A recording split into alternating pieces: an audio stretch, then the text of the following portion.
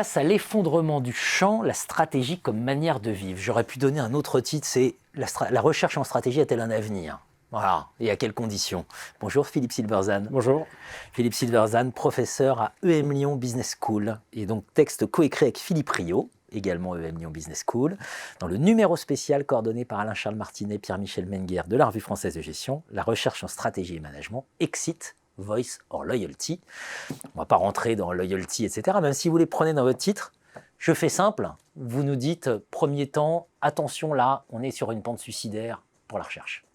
Alors voilà, recherche en management en général, mais surtout en stratégie, ça fait longtemps que le débat est ouvert, mais là, de plein d'endroits différents, il y a des chercheurs, évidemment aussi des praticiens, qui disent le champ de la stratégie en tant qu'objet de recherche, et donc d'enseignement et donc de pratique, aujourd'hui est confronté à des défis qui, s'ils ne sont pas résolus, posent la question même de l'existence de ce champ, non pas en tant que pratique, les entreprises font toujours de la stratégie, mais en tant que recherche et en tant qu'institution. Alors plusieurs points d'ailleurs qui dans votre diagnostic sur le divorce avec la pédagogie, en gros, on va à la facilité. C'est-à-dire que c'est toujours pratique d'avoir des matrices, des machins. Voilà, on utilise beaucoup les matrices, alors y compris des gens qui font des recherches par ailleurs sophistiquées en stratégie. Quand on leur demande d'enseigner, on fait le fameux stratégie 101, le cours d'introduction à la stratégie, et on se retrouve avec Porter, BCG, etc.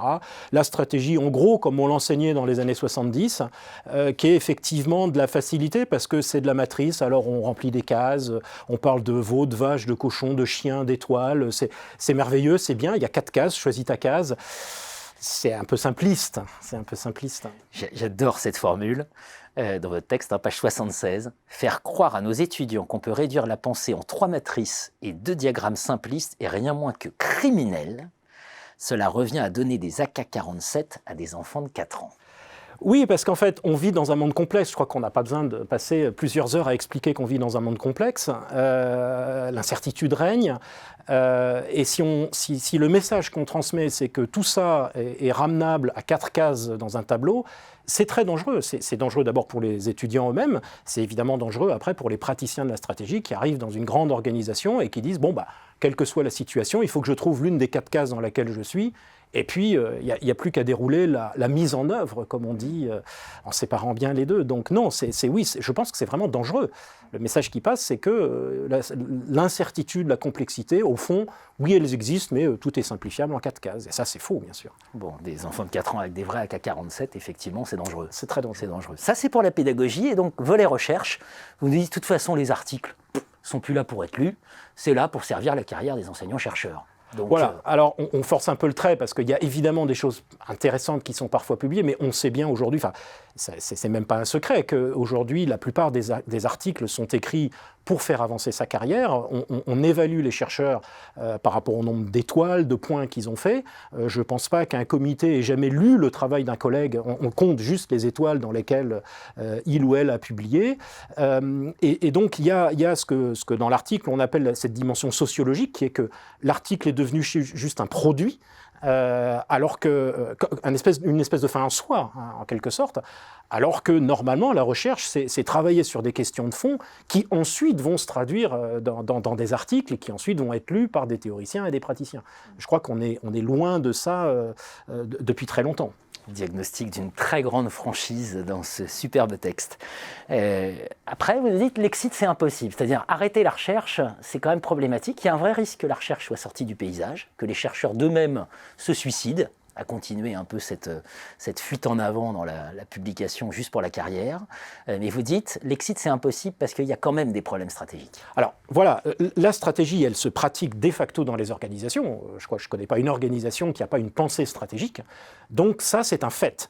Alors, ce que fait en ce moment l'institution au sens large, alors je grossis le trait bien sûr, mais ce que fait l'institution au sens large, c'est qu'elle s'éloigne de cette pratique. Et donc ça veut dire quoi ? D'abord qu'elle ne se nourrit plus de cette pratique et des questions qui se posent, et inversement, elle ne nourrit plus la pratique.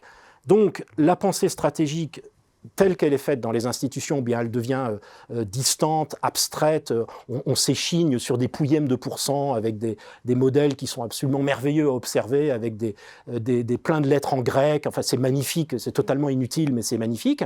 Et puis de l'autre, on a ce que par défaut on appelle des praticiens, mais rien que ce terme traduit aussi un modèle mental, ils sont bien plus que des praticiens, sont des managers, des cadres, des dirigeants qui font de la stratégie, qui essayent de résoudre les problèmes auxquels ils sont confrontés, qui réfléchissent à ces questions-là.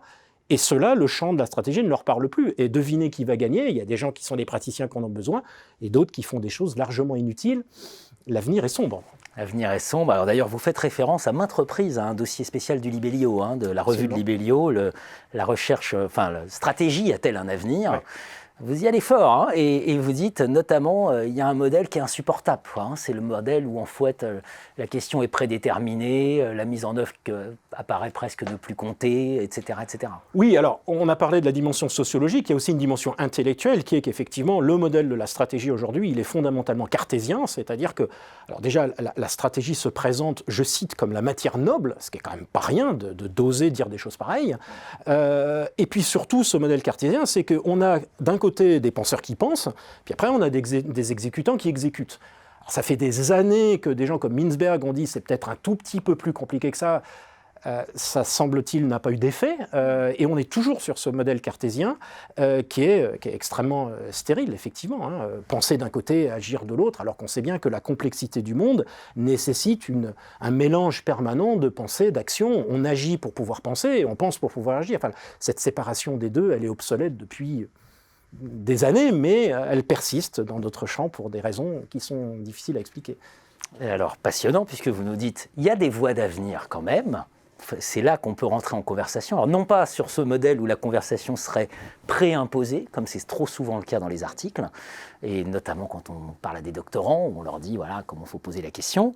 Vous dites à ce moment-là, il faut rentrer vraiment en conversation, mais là, il faut voicer, c'est-à-dire qu'il faut faire de la voix et de la voix un peu différemment. Voilà. Vous évoquez notamment le cas Apple, pour donner un exemple. Oui, alors Apple, c'est un cas qui est surutilisé, mais en l'occurrence ici, on le cite parce que la situation à laquelle a été confronté Apple en 1996 est une véritable situation stratégique. Apple est au bout du rouleau sur son modèle, l'entreprise est au bord du dépôt de bilan, arrive Steve Jobs qui prend un certain nombre de décisions.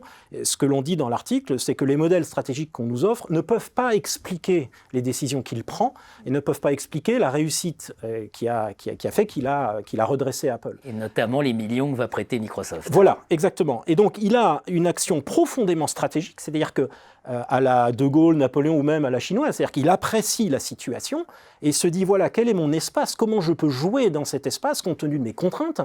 Il comprend qu'il y a une dialectique entre lui et Microsoft et il se dit là, je peux jouer. Et c'est une démarche qui est vraiment fascinante du point de vue de la stratégie. C'est un des grands redressements d'entreprise des années 90. Et je suis désolé de le dire, notre champ a rien à dire là-dessus. C'est consternant. Et ça, si ça ne nous interpelle pas en tant que chercheurs en stratégie, eh bien là, il y a vraiment de quoi être inquiet. Pour faire simple, on rappellera qu'effectivement, il va chercher Microsoft parce qu'il sait que Microsoft ne peut pas se permettre d'être un monopole et donc doit le sauver. Exactement. Il joue avec un coup d'avance, il comprend ça et donc il appelle Microsoft et Microsoft dit « Ok, on va investir ». Microsoft investit 150 millions de dollars dans Apple, ce qui évidemment est un signal au marché considérable pour dire Apple ne va pas mourir et dès lors, à partir de là, Steve Jobs peut reconstruire des alliances, etc. puisqu'il a inversé la croyance générale qui est... Enfin, c'est comme dans Lucky Luke, tout le monde préparait le cercueil d'Apple à cette époque-là. Et lui, il inverse complètement ça, encore une fois, par une compréhension de son espace stratégique et du jeu stratégique qu'il peut jouer sur une compréhension des dynamiques, des forces en présence, etc. Essayez de faire ça avec un modèle de porteur, vous irez nulle part. Donc là, il y a encore une fois une vraie question. L'iMac vert fluo, puis l'iPod, puis l'iPhone, on connaît la suite. Ils seront moqués par tous les grands stratèges d'ailleurs. On connaît la suite. Il y a un passage génial où vous dites que, je crois que c'est Richard Hummelt qui pose la question à Steve Jobs, quelle est votre stratégie ? Ouais. Sa réponse c'est attendre. Voilà. Hummelt, qui est prof de stratégie, c'est un des grands auteurs du champ, il interviewe Steve Jobs, donc c'est après les premières semaines, donc ça y est, la situation est à peu près stabilisée, et donc Hummelt pousse en lui disant maintenant, ça y est, il faudrait avoir une stratégie maintenant, enfin une vraie, un objectif, de l'innovation, disrupter, enfin toutes les choses qu'on attendrait d'un leader visionnaire. Et Hummelt insiste, et Jobs dit là, je sais pas, je vais attendre the next big thing, la prochaine vague. Et Rummelt est évidemment très surpris parce que ça n'est pas une stratégie, enfin en tout cas pas au sens où nous, académiques, le définissons, mais c'est une stratégie superbe, c'est-à-dire là pour l'instant je ne peux pas jouer, donc je vais attendre. Et à un moment donné, je vais reconnaître quelque chose et là je pourrai jouer. Mais pour l'instant, ce n'est pas le cas. Et c'est là que vous nous dites, la principale voie de reconstruction, c'est de penser la stratégie comme manière de vivre. Je crois que vous dites d'ailleurs, quand on s'interroge sur sa raison d'être, c'est de commencer par soi, commencer par vous. Ouais. Voilà, c'est une manière de vivre. Oui, alors sur cette raison d'être, c'est un grand sujet en ce moment, la raison d'être. Alors on s'imagine des choses nobles, etc., surtout des choses qui sont distantes. Ici, l'idée, c'est de dire la raison d'être, c'est Spinoza, c'est le conatus, c'est soi-même, c'est persévérer dans son être. La raison d'être d'une organisation, c'est pas forcément quelque chose qui est distant. Et donc, ce qu'on dit, c'est avec l'expression de conversation, on reprend ça en fait de Pierre Hadot, qui parle d'exercice spirituel. Alors spirituel au sens de l'esprit. Et il dit la philosophie a été présentée comme quelque chose de très abstrait, complètement inutilisable pour un petit nombre de gens qui sont complètement déconnectés de la réalité. Et tout le combat de Pierre Hadot, ça a été de dire non, la philosophie, ça peut être très concret. Et donc, on sait bien qu'il y a eu des grands dirigeants qui ont été aussi philosophes, mais philosophes au sens de cette notion à la fois d'exercice, donc de quelque chose qu'on fait au long cours, de taper la balle, on dirait, de nos jours, donc exercice spirituel, et puis de conversation, c'est-à-dire que la stratégie, c'est branché sur la réalité, et donc c'est une conversation, effectivement, au sens de quelque chose au long cours qu'on fait avec les différentes parties prenantes. Je dirais même une conversation avec la situation, c'est être en lien avec la réalité, raisonner avec la réalité, plutôt que de bâtir un modèle cartésien et après d'essayer de plier la réalité à notre intention. La stratégie ne mourra pas, c'est ça qu'on peut conclure. Les stratèges non plus, on aura toujours besoin de stratèges. Absolument. Les stratégistes non plus, ceux qui aident les stratèges, mais les chercheurs en stratégie qui continuent l'academic business as usual.